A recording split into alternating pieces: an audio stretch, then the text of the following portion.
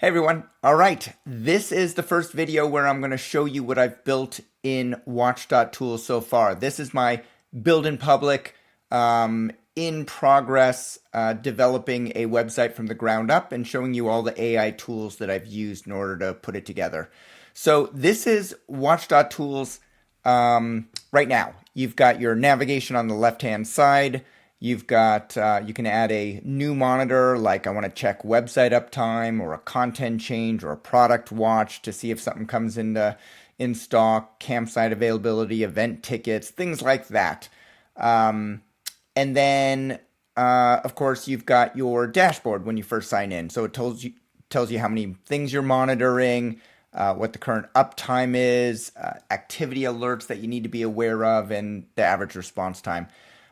Most of this stuff is that you see here is just filler material. I designed it up. I'm sort of feeling my way through the process of developing this website as I track certain things that I want to see, and then I will customize the look and feel to be the best and simplest way possible. So a lot of this stuff isn't working yet. Like down here, I haven't even set up a visual graph yet. If I come to the monitors area, you can see the monitors that I have currently set up with my other secret project listed right here. And then, of course, I can add new monitors from this page as well. The alerts that are currently active in the system, you can see up here in the right-hand corner, I have 249 alerts that are active, 250 total, and then a bunch of them that have been resolved. So still trying to figure out between active, resolved. These are alerts like tickets just became available, check this out. Or I'm checking out here the RDAP, which is the new whois lookup for .shop, and I'm seeing that they're continually having server issues. But I can then acknowledge this item down here in the lower left-hand side. Right-hand side, you can see it was acknowledged. I can assign a person to it.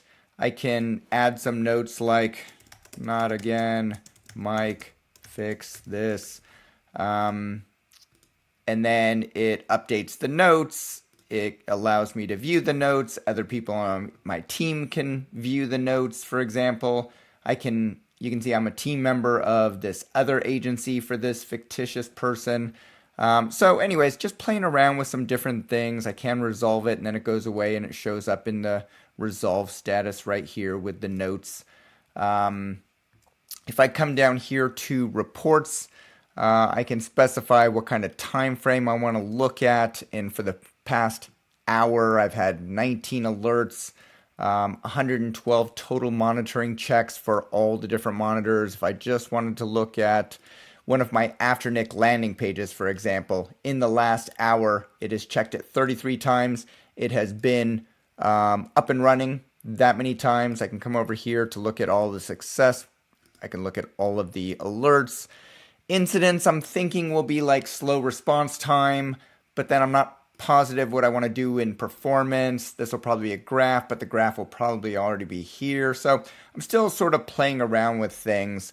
And then, of course, there'll be some settings. I have standardized on the look and feel with tabs here. You can see that I've used tabs here on the alerts as well. I sort of like it.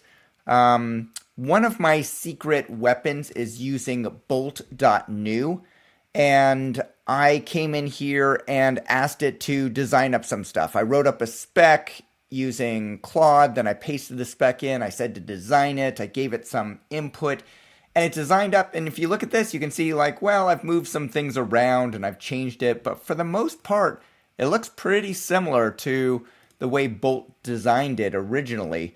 I did like it. You can see that it's slightly different. I created a little bit more flat interface, but when you mouse over it, it highlights what you're looking at. These will actually click through to the different parts of the site eventually.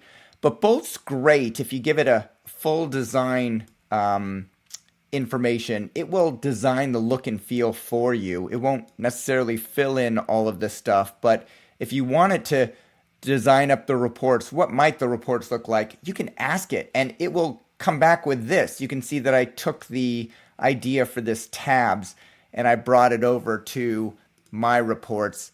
I like the way mine looks a little bit better than the way it designed it up, but their design was like 80%, and it only took like half an hour of going back and forth to get it the way I wanted. So it's an enormous time saver. If I had to hire a designer to work this out, it would have taken them a week of part-time work probably, and then I would have had to review it and going back and forth. With Bolt, you can just input it directly. And I want to point out that I think I'm signed into Bolt, but I am down here in the lower left-hand corner.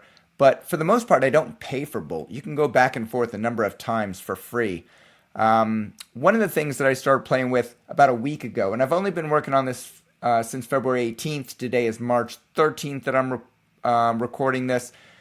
So it's less than a month, not full-time, really at an enjoyable pace, trying to make a few updates every single day. I came in one day and I really wanted to make it mobile responsive because it wasn't. So I started a whole different Bolt session just trying to figure out how to make it mobile responsive. And what I came up with was sort of this design here that allows it to pop out and pop in. And if I come over here and I do an inspect, right click inspect, and I change to an iPhone 14, and then I need to refresh, you can see that it mimics the mobile. And if I mouse over or click any of these, it will show you what page that you're going to. I need to fix some of the Z indices that overlay things, but anyways, you can see that it is beautifully mobile responsive. So I've been working on that for the past week as well. Going well so far. Still some things to clean up. I probably should have started mobile responsive to begin with, but let me fix this here. Okay. But, you know, it is what it is. You start where you start.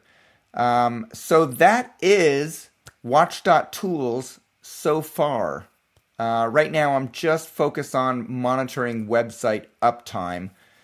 But once I get sort of all of the pages updated and functioning properly, then I'll probably go in and add. My wife really wants to monitor one of our vacation units that we really like that's not available for 2026. So if it ever becomes available for the 1 week that we want it, I want to snag it real fast. So that's going to be my next update after I get everything up and running for uptime performance of different websites.